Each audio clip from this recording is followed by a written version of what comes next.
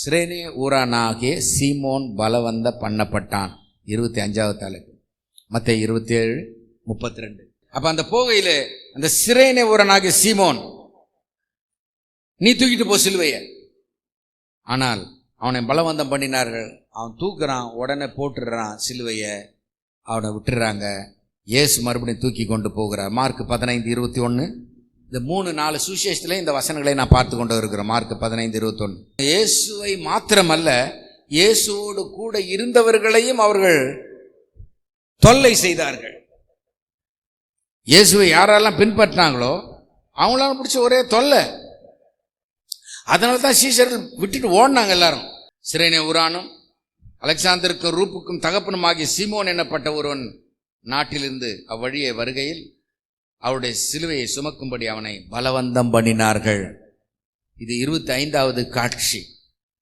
இயேசு நீதிமன்றம், அதாவது கெத்செமனே தோட்டத்திலிருந்து புறப்பட்டு போகுத அந்த பாதைகளில் உள்ள 25வது ஒரு சீன் ஆக நான் பிரித்து உங்களுக்கு 4 சுவிசேஷத்திலையும் காட்டி கொண்டிருக்கிறேன்.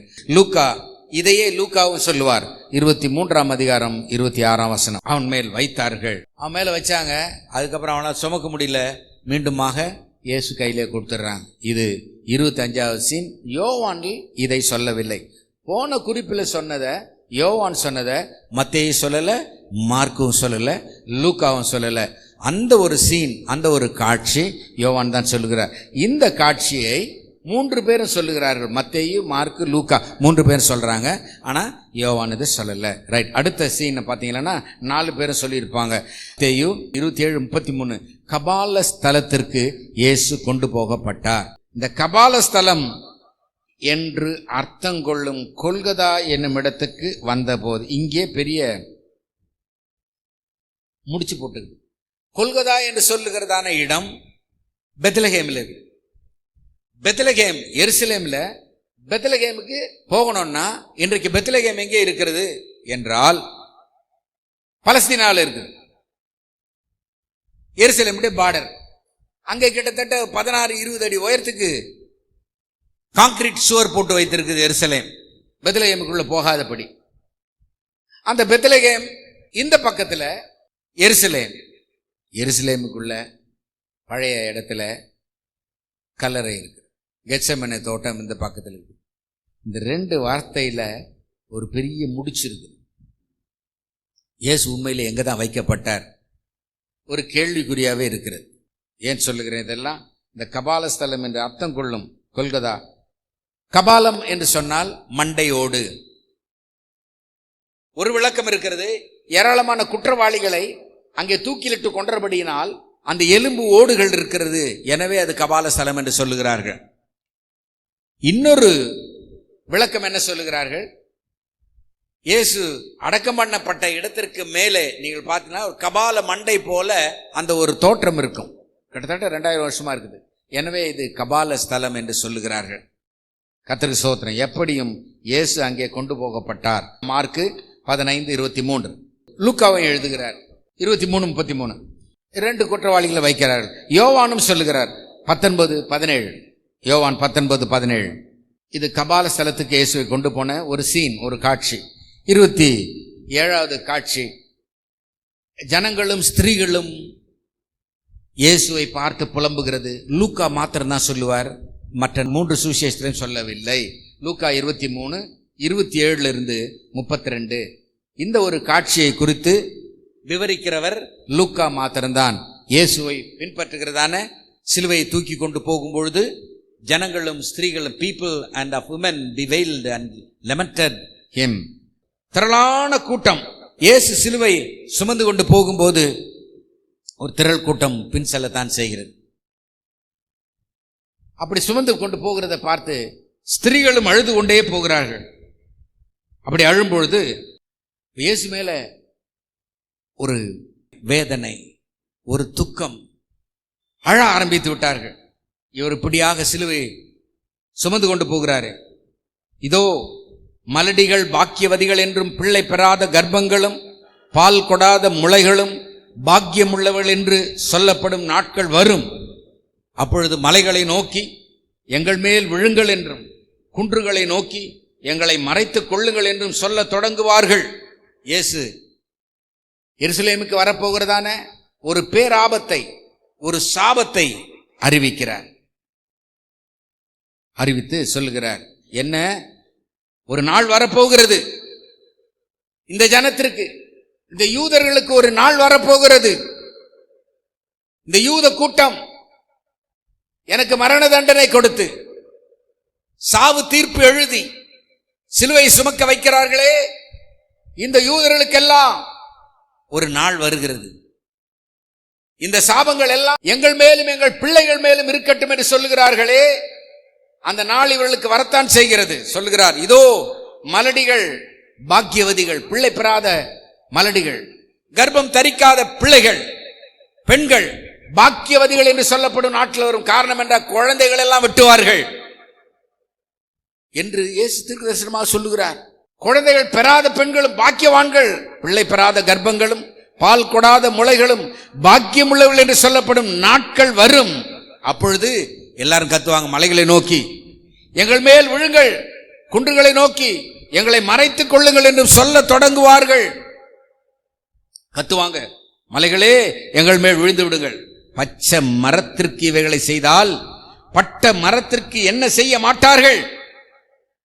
பச்சை மரமாகிய எனக்கே இந்த பாடுகள் என்றால் பட்ட மரத்துக்கு என்ன செய்வார்கள் என்று இயேசு சாபம் போட்டுட்டு அப்படி போயிட்டே இருக்கிறார். இயேசு சுமந்து கொண்டு போகிறார் சிலுவை. இது ஒருத்தர் தான் சொல்றார். இந்த ஜனங்களும் ஸ்திரீகளும் புலம்பி அழுதார்கள். அடுத்த 28வது குறிப்பு மத்தேயு 27:34. கசப்பு கலந்த காடியை அவருக்கு குடிக்க கொடுத்தார்கள். அவர் கசப்பு கலந்த ஒரு வினிகர், அந்த வினிகரை அவருக்கு கொடுக்குறாங்க. ஏன்னு கேட்டால் கொஞ்சம் வலியெல்லாம் கொஞ்சம் மறந்துடும் என்று சொல்லி வலி மறக்கிறதுக்காக அந்த வினிகரை கொடுக்குறாங்க. அதை மனதில்லாதிருந்தார், ருசி பார்த்தார், குடிக்க மனதில்லாதிருந்தார். மார்க் 15:23 அவர் அதை ஏற்றுக்கொள்ளவில்லை. வெள்ளை போலம் கலந்த திராட்சரசம். ரைட். இப்போ யோவான் சொல்லுவார் அதை. யோவான் 19:29-30. யோவான் கொஞ்சம் விளக்கமாக சொல்லுவார். மத்தேயு ஒரு குறிப்பாக சொல்லுவார். லூக்கா சில நேரத்தில் விளக்கி சொல்லுவார். இங்கே லூக்கா சொல்லலை, மார்க்கு தான் சொன்னார். ஆனால் யோவான் என்ன சொல்றாருன்னா, அதை காடி நிறைந்த பாத்திரம் வைக்கப்பட்டிருந்தது, கடற்காளானை காடியிலே தோய்த்து ஒரு ஈசோப்பு தண்டில் மாட்டி அவர் வாயிலே நீட்டி கொடுத்தார்கள். இயேசு அதை ருசி பார்த்து குடிக்கவில்லை. எபிரேயர்கள் நிருபம் 2ஆம் அதிகாரம் 9ஆம் வசனம். இயேசு மரணத்தை ருசி பார்க்கும்படிக்கு, இயேசு மரணத்தை டேஸ்ட் டெத். ஆனா அங்கே நான் பார்க்கிறோம், காடியிலே கடற்காளானை தோய்த்து. மார்க்கு சொல்லுவார் வெள்ளை போலம் கடந்த கடற்காளான். மத்தேயு சொல்லுவார் கசப்பு கலந்த காடி. அப்ப அந்த கசப்பு கலந்த காடின்னு சொல்லும்போது மார்க்கு சொல்லுகிறார் வெள்ளை போலம். எப்படி கொடுத்தார்கள்? கடற்காளானை எடுத்து அதில் தோய்த்து ஈசோப்பு தண்டில் அதை மாட்டி அவருடைய வாயிலே கொடுக்கிறார்கள். சரி, இது ஒரு சீன், இது ஒரு காட்சி. அடுத்த காட்சி 29, மத்தேயு 27:35. என் வஸ்திரங்களை தங்களுக்குள்ளே பங்கிட்டு என் உடையின் பேரில் சீட்டு போட்டுக் கொள்கிறார்கள். இது கிட்டத்தட்ட ஒரு 800 வருஷத்துக்கு முன்பதாக தாவீது ஒரு கிறிஸ்டியன் கிடையாது. இதை நீங்களால புரிந்து கொள்ள வேண்டும். Is not a Christian at all. ஞானஸ்நானம் எடுக்கல, யூத மதத்தை சேர்ந்தவன். ஆனால் யூத கோத்திரத்தில் பிறந்தவன் தாவீது. ஆனால் அப்படிப்பட்ட ரட்சிக்கப்படாத, ஞானஸ்நானம் பெறாத அப்படிப்பட்ட மக்களிடத்திலேயும் கர்த்தர் திக்க தரிசனமான வெளிப்படுத்தல்களை தந்திருக்கிறார். ஏன் தந்தார் என்றால், அந்த கோத்திரத்திலே, அந்த இனப்பிரிவிலே, அந்த மரபணுவிலே இயேசு வருகிறபடினால் அந்த ஒரு காரணம் தான். அது மாத்திரமல்ல, நல்ல மியூசிஷியன், இசைக்கருவிகளை வாசிக்கிறதில் நேர்த்தியானவன். சுரமண்டலம் என்கிறதான இசைக்கருவி வைத்துக்கொண்டு பாடினவன். அவன் பாடின போது பிசாசுகள்லாம் ஓட ஆரம்பித்தது. பிசாசு பிடித்த சவுல் வியாதி நீங்கி சுகமானான். பேய் என்னும் நோய் சவுலை பிடித்தது, மனநோய் பிடித்திருந்தான். சவுலை பார்த்து ஒரு பாடல் பாடினான். அந்த பாடின உடனே பிசாசு நீங்கிட்டு. அப்ப சுரமண்டல இசையில பிசாசு கூட ஓடக்கூடியதான ஒரு சக்தி வாய்ந்த கருவியை வாசித்தான். அந்த ஜீன்ல இருந்து தான் இயேசு பிறகுறார். அந்த ஒரே மரபணு அப்பதான் பாடி இருக்கிறான். 800 வருஷத்துக்கு முன்னாடி என்ன, என் வஸ்திரங்களை தங்களுக்குள்ளே பங்கிட்டு என் உடையின் பேரில் சீட்டு போடுகிறார்கள். தாவீது பார்த்தானா? அத இல்ல. ஆனா தாவீது உள்ளூர நினைத்து பாடுகிறான். இன்றைக்கு நாம் தீர்க்க தரிசனம் உரைக்கலாம், தீர்க்க தரிசனம் நிறைவேறுவதை பார்க்க முடியாமற் போகலாம். நீங்கள் ஜெபிக்கலாம், உங்களுடைய ஜெபத்திற்கு பதிலை நீங்கள் காணாமலே மரித்து போகலாம். ஆனால் உங்கள் ஜெபம் மரிக்காது.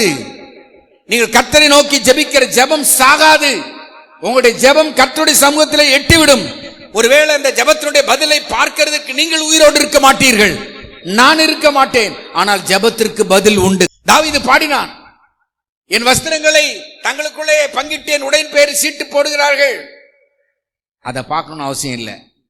பாடிட்டான். அவருடைய ஜீன், அவருடைய மரபணு, அவருடைய வித்திலிருந்து இயேசு தோன்றுகிறார்.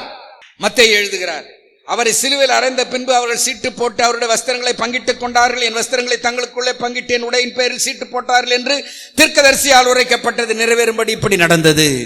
ஹல்லேலூயா சொல்லுவோமா? ஹல்லேலூயா சொல்லுவோம். மார்க் 15:24 அவர்களை குறித்து சீட்டு போட்டார்கள். யோவான் சொல்லுகிறார் 23-24. யோவான் கொஞ்சம் தெளிவா எழுதுகிறார். சீட்டு போட்டாருன்னு நாளா கிழிச்சிடல. அவர் போட்டிருந்த அங்கி அவங்க அம்மா தைச்சு கொடுத்த அங்கி. அவங்க அம்மா என்ன செய்யறாங்க, வேற எங்கேயுமே தையல் இல்லாமல் பின்னப்பட்டதான ஒரு அங்கியை இயேசு கொடுத்தார்கள். அந்த பின்னலோடு இருந்ததான அந்த வஸ்திரத்தை இயேசு போட்டு கொண்டிருந்தார். அதை கிழிக்க வேண்டாம், தையல் இல்லாமல் மேலே தொடங்கி முழுதும் நெய்யப்பட்டதாயிருந்தது. இதை நாம் கிழியாமல் யாருக்கு வருமோ என்று சீட்டு போடுவோம் என்று ஒருவரோடு ஒருவர் சொல்லிக்கொண்டு அவர் போட்டார்கள். என் வஸ்திரங்களை தங்களுக்குள்ளே பங்கிட்டு என் உடையின் பேரில் சீட்டு போட்டார்கள் என்ற வேதவாக்கி நிறைவேறத்தக்கதாக போர் சேவகர் இப்படி செய்தார்கள். கவனிக்க வேணும், இயேசு போட்ட அந்த ட்ரெஸ்ஸை கிழிக்கிறதுக்கு மனசு இல்லை, அதனால சீட்டுக்குள்ளிக்கு போடலாம். மத்தேயுவோ மார்க்கோ இவ்வளவு டீட்டெயிலா எழுதல. அதனால தான் ஒவ்வொரு சுவிசேஷத்திலையும் இந்த சீனை பத்தி நான் உங்களுக்கு பிரிச்சு சொல்லிட்டே வரேன். இப்போ 30வது காட்சிக்கு நேராய் போகலாம். மத்தேயு 27:36-37. யூதரின் ராஜா என்னும் மேல் விலாசம் அவருக்கு போடப்படுகிறது. அவர்கள் உட்கார்ந்து அவரை காவல் காத்து கொண்டிருந்தார்கள். அன்றியும் அவர் அடைந்த ஆக்கினையின் முகாந்திரம் எதற்காக இவருக்கு இப்படிப்பட்ட ஒரு தண்டனை வழங்கப்பட்டது, எதற்காக இயேசுக்கு இப்படிப்பட்ட ஒரு தீர்ப்பு வழங்கப்பட்டது? அவர் யூதரின் ராஜா என்னை சொல்லிக் கொண்டதினாலே நையாண்டி பண்ணி இயேசுவை கேவலமாக இழிவுபடுத்தி, பாருங்க யூதருடைய ராஜா எங்க இருக்கிறார், சிலுவையில் தொங்கிக்கிட்டு அப்படின்னு ஒரு போர்டு வச்சாங்க.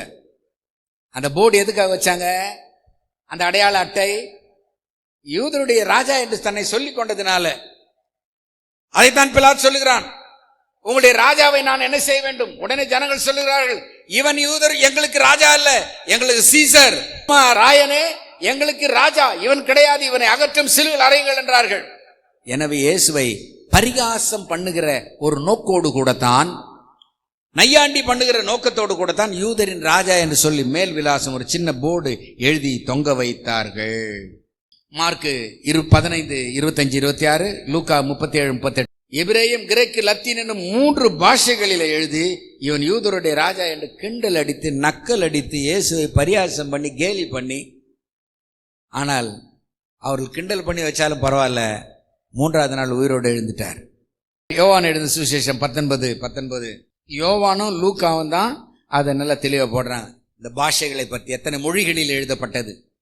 ஏனென்றால் விஷயம் புரிந்து கொள்ள வேண்டும். அங்கே லத்தீன் பேசுகிறது ரோமர்கள், எபிரேயம் பேசுகிறது எபிரேயர்கள், கிரேக்க மொழி கிரீக்கிலிருந்து வந்தவர்களும் அங்கே இருக்கிறாங்க. எனவே இந்த 3 மொழிகள் அங்கே நடைமுறை வழக்கத்திருந்தபடினாலே 3 மொழியில போட்டாங்க, எபிரேய, கிரேக்கம், லத்தீன். இன்னொரு விஷயத்தை புரிந்து கொள்ள வேண்டும், பைபிள் எழுதப்பட்டது பழைய ஏற்பாடு எபிரேயம், புதிய ஏற்பாடு கிரீக்கும் லத்தீனும். 31வது காட்சியை நாம் பார்க்கலாம். 2 கள்வர்கள் நடுவில் சிலுவையில் அறையப்பட்டார் இயேசு. மத்தேயு 27:38. 4 சுவிசேஷத்திலையும் அதை பற்றி நாம் அந்த காட்சியை பார்க்கலாம். 2 கள்வர்கள் அங்கே இருக்கிறார்கள். அதுல ஒருத்தன் இயேசுவை எதிர்த்து பேசுறான், ஒருத்தன் இயேசுனிடத்துல இரக்கம் கேட்கிறான். 2 கள்வர்கள். மார்க்கு 15:27.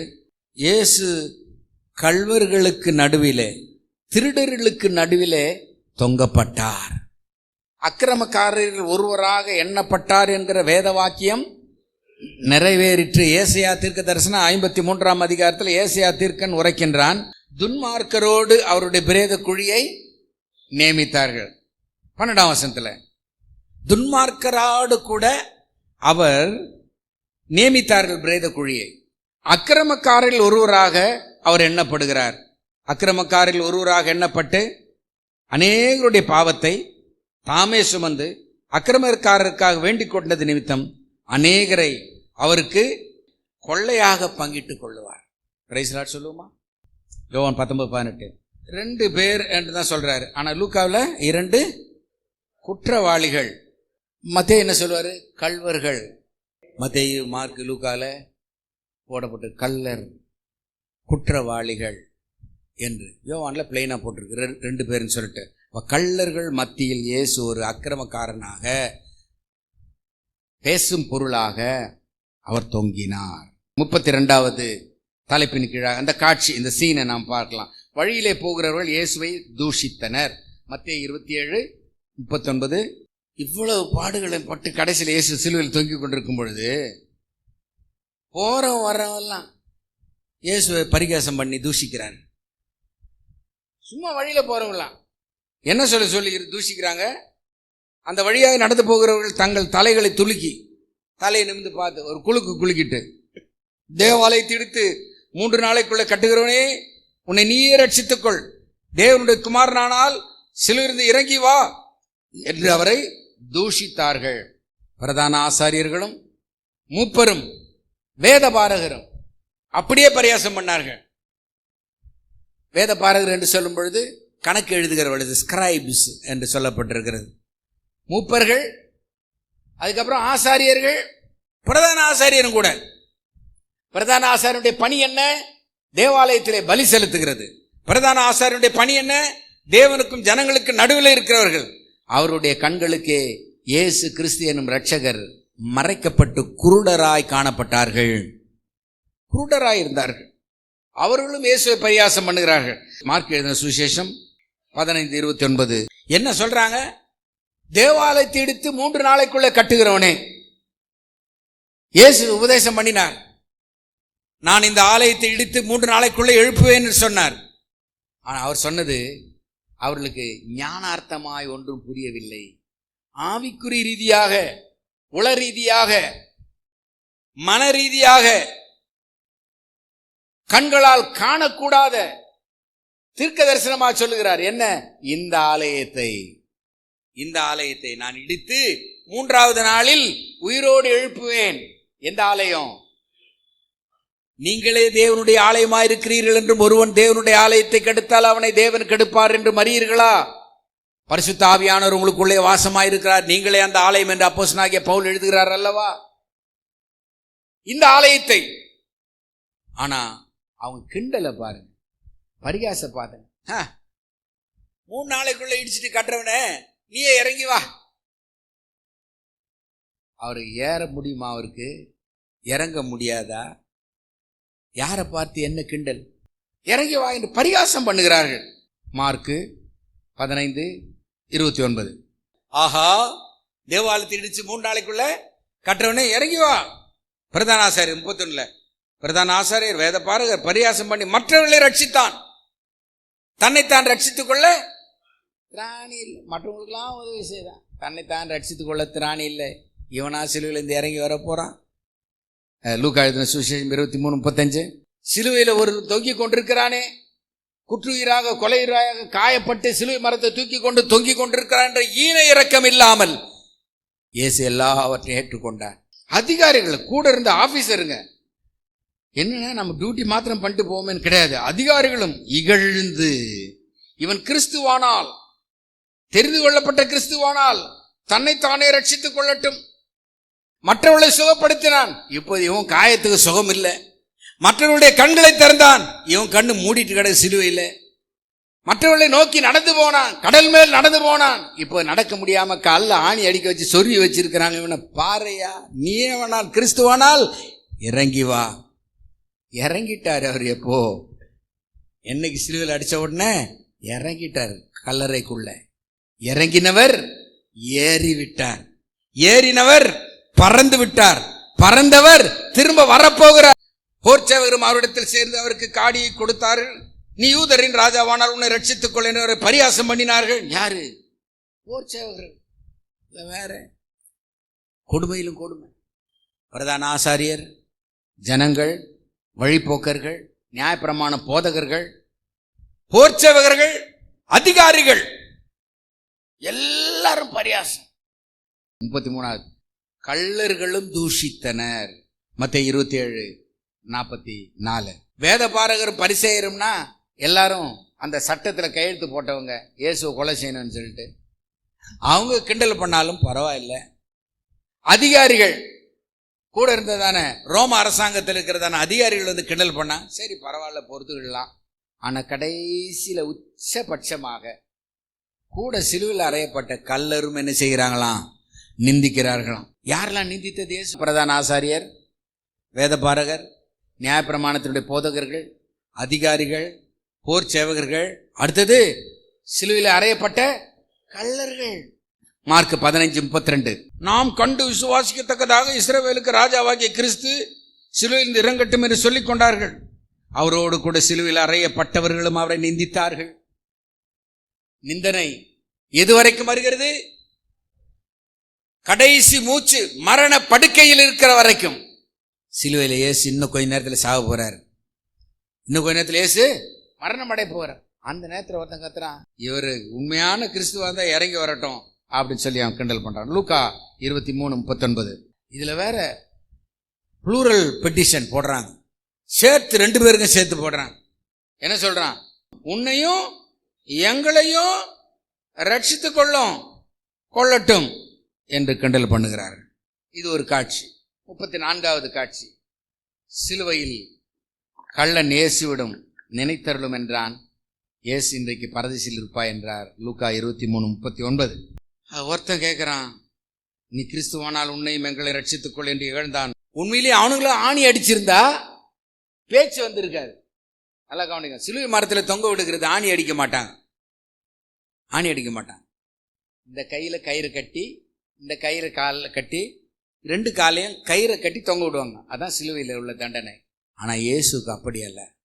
இயேசுவை ஆணி அடித்தார்கள். ஆணி அடித்ததுக்கு அப்புறம் இயேசுவால பேச முடியவில்லை. கால்களிலிருந்து ரத்தம், கைகளிலிருந்து ரத்தம், எல்லாம் தலையிலிருந்து ரத்தம், எல்லாம் மடிந்து விட்டது. பேச்சும் வரவில்லை, மூச்சு வரவில்லை. ஆனா அவங்க 2 பேரும் பேசுகிறார்கள் என்றால் அவர் ரத்தம் வரல, அப்படியே கிடக்கணும். சாயங்காலத்தில் வந்து கால் எலும்புகளை ஒடிப்பார்கள். கால் எலும்புகளை ஏன் அடிக்கிறாங்கன்னா, இந்த இடத்துல முழு ரத்தமும் அப்படியே கை நீட்டி தொங்க விட்ட பிறகு காலில் வந்துடும். ஒரு தட்டு எலும்பு தட்டா பட்டுன்னு உயிர் போயிடும். அதனால தான் சாயங்காலம் வரைக்கும் அவங்கள வச்சிருப்பாங்க. வச்சு சாயங்காலத்தில் எலும்பு உடைச்சிடுவாங்க. கால் எலும்பு உடைச்சோடனே செத்துருவாங்க. ஆனால் இயேசு அதுக்கு முன்னாலே செத்துறாரு. காரணம் என்ன தெரியுமா? ரத்தமெல்லாம் போயிடுச்சு. ரத்தமெல்லாம் இயேசுக்கு போயிடுச்சு. அதனால இயேசுவை கால் எலும்பு முறிக்கவில்லை. மற்ற சொல்றான், நீ ஆக்கினைக்குட்பட்டவனாக இருந்து தேவனுக்கு பயப்படுகிறது இல்லையா? நாம நியாயப்படி தண்டிக்கப்படுகிறோம், நாம் நடப்பித்தவர்களுக்கு தக்க பலனை அடைகிறோம். இவரோ தகாததொன்றும் நடப்பிக்கவில்லையே. உடனே இயேசுவை நோக்கி, ஆண்டவரே. அந்த இடத்துல இயேசுவினிடத்துல ஜெபம் பண்றதுக்கு நீ தனியா தேடிக்கிட்டு போகணும்னு அவசியம் இல்லை. இயேசுவினிடத்துல மன்னிப்பு கேட்கிறதற்கு, இயேசுவினிடத்துல இரக்கம் கேட்கிறதற்கு, இயேசு இருக்கிறாரா, இயேசு இருக்கிறான்னு சொல்லி எருசலேமுக்கு போறாங்களே, இயேசு அங்க கிடையாது. இயேசு அவர் இங்கே இல்லை. அவர் வைத்த இடம் காலியாக இருக்கிறது. அவர் எழுந்து இங்கிருந்து போய்விட்டார். அன்னைக்கே சொல்லிட்டாங்க, இயேசு எருசலேமில் இல்ல. இயேசு எங்க இருக்காரு? இங்க இருக்கிறார். 2 பேர் 3 பேர் என் நாமத்தினாலே எங்கே கூடினாலும் அவர் நடுவிலே இருக்கிறேன். இன்றைக்கு நீ என்னோடு கூட பரதேசில் இருப்பாய் என்று மெய்யாகவே மெய்யாகவே உனக்கு சொல்லுகிறேன். உடனே சாங்ஷன் கொடுக்கிறார் இயேசு. மரியாள் ஒரு நாள் சொல்லல, அதனால மரியாளை அசட்டை பண்ணி பேசுறதாகவோ, மரியாளை நம்ம அங்கீகரிக்காதது போலவோ யார் நினைக்கக்கூடாது. இயேசுனுடைய தாயை நாம் பரிகசிக்கவோ அவமரியாதையாகவோ நாம் பேச நமக்கு அதிகாரம் இல்லை. எழும்பி நிற்போம். கர்த்தர் உன்னை ஆசீர்வதித்து காக்க கடவர். கர்த்தர் தம்முடைய முகத்தை உன்மேல் பிரகாசிக்க பண்ணி உன்மேல் கிருபையா இருக்க கடவர். கர்த்தர் தம்முடைய முகத்தை உன்மேல் பிரசன்னமாக்கி உனக்கு சமாதானம் அருளி செய்ய கடவர் என்பதே. கர்த்தர் தாமே உங்கள் அனைவரையும் ஆசீர்வதிப்பாராக. God bless you.